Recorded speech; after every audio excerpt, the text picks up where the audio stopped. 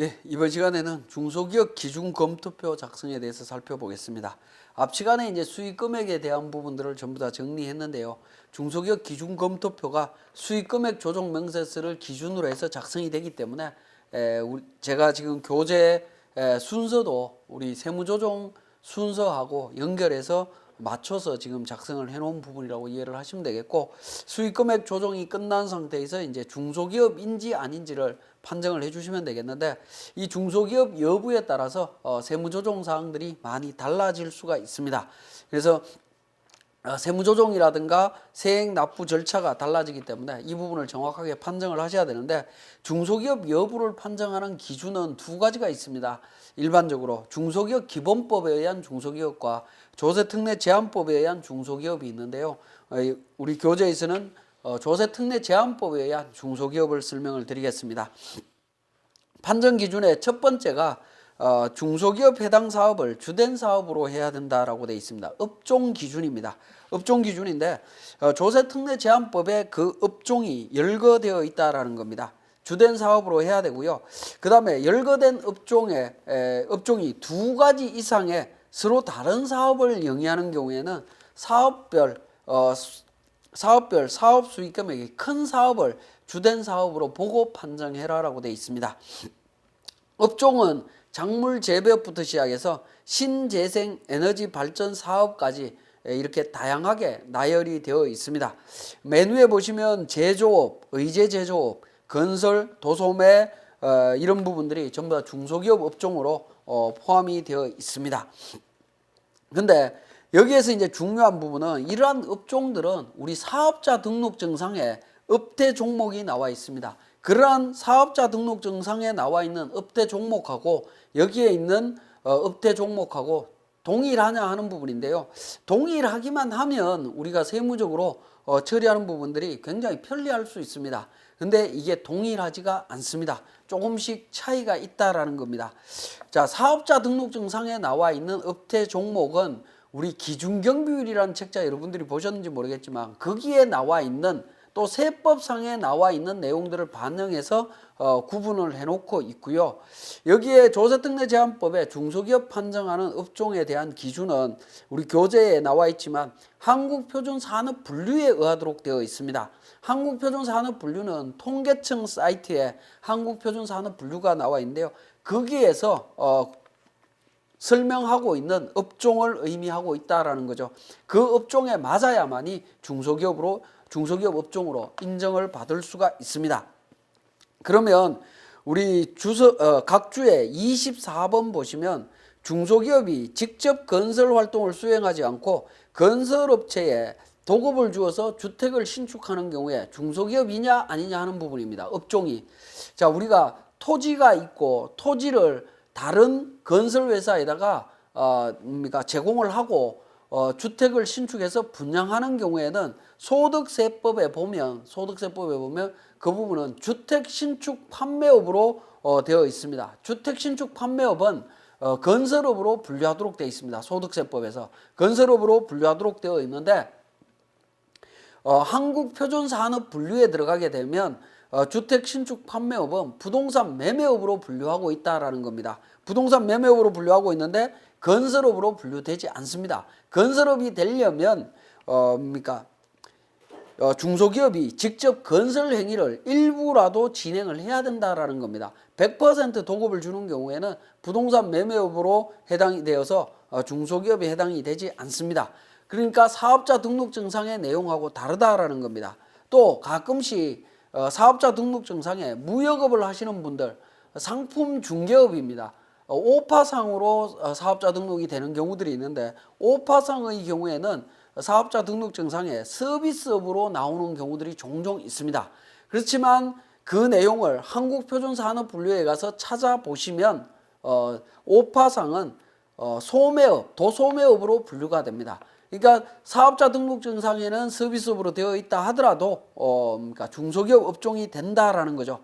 자, 그런 부분들 때문에 업종을 분류하실 때는 반드시 표준산업분류에 의한 업종에 해당이 되는지를 여부를 확인해 보셔야 됩니다. 우리 교재에 제조업과 유사한 사업으로 의제 제조업을 지금 제조업에 포함을 하고 있는데요. 자, 제조업이 되기 위해서는 원래 제조시설이 있어야 됩니다. 그렇지만 제조시설이 없는 경우에도 타인의 제조시설을 빌려서 생산하는 경우에도 제조업으로 인정해주고 있습니다. 그렇지만 조세특례제한법에서는 그 타인의 제조시설이 어디에 있느냐 하는 것에 따라 갖고 중소기업 업종에 해당이 될 수도 있고 아닐 수도 있습니다. 즉 제조업으로 볼 수도 있고 다른 업종으로도 볼 수 있다라는 겁니다. 사업장이 국내에 있는 경우에는 제조업으로 인정을 해줍니다.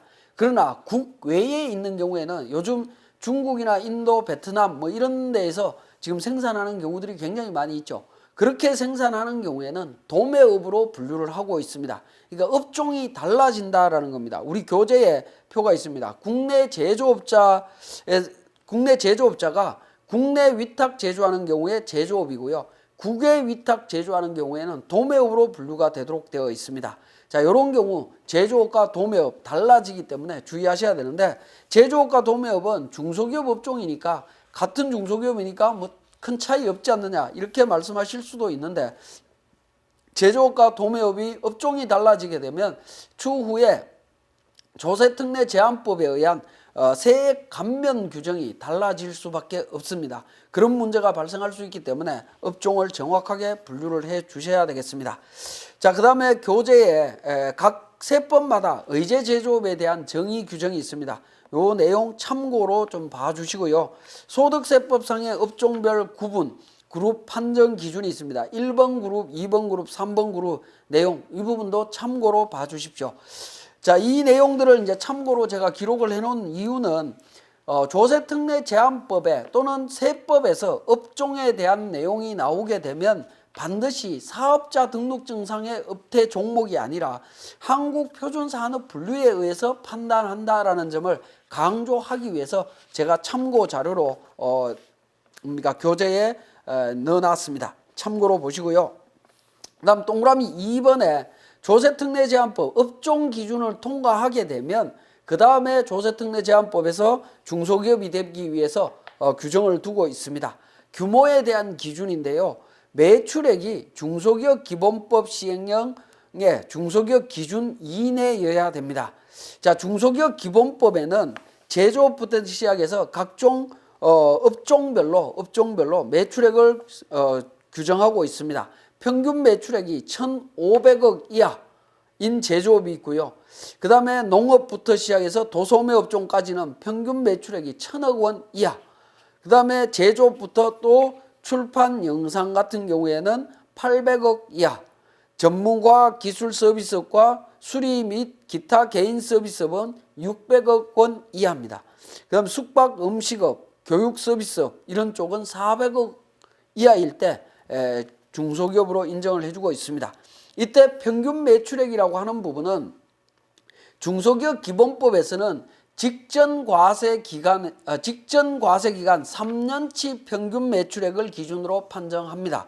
하지만 조세특례제한법상의 평균 매출액은 당해 연도 매출액으로 판단하시면 됩니다. 당해 연도 매출액, 손익계산서에 있는 매출액이 400억부터 1,500억 사이에 해당이 되느냐 하는 부분으로 판단하시면 되겠고요.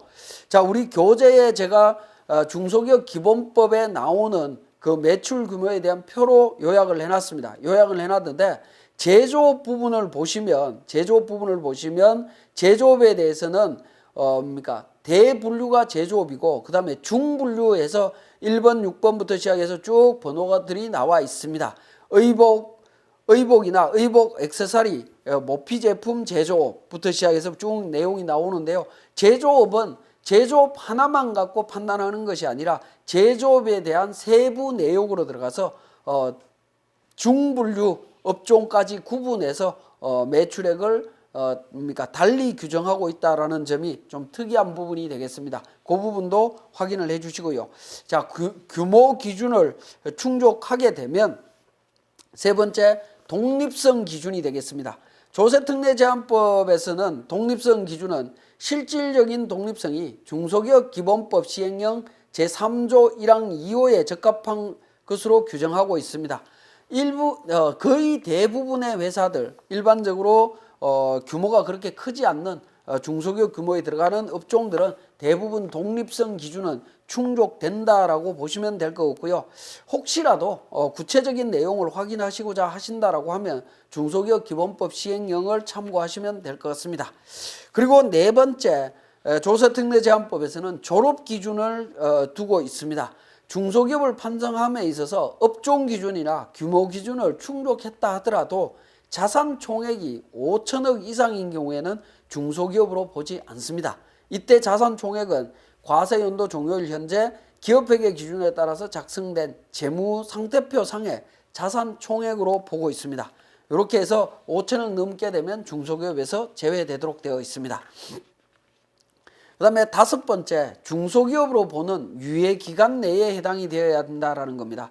자, 중소기업에 대한 유예기간이라고 하는 부분은 잠깐 설명을 드리면요. 자, 예를 들어서 당해연도 2015년도에 업종 기준을 충족하고요. 업종 기준을 충족하고 그 다음에 규모 기준이 충족을 못했다라고 하면 바로 중소기업에서 제외될 수가 있습니다. 제외될 수가 있지만 중소기업에 대해서 규모 기준을 이렇게 충족 못한 경우에는 최초 연도부터 그러니까 일정 기간 동안은 계속해서 중소기업으로 인정을 해 줍니다. 중소기업으로. 언제까지?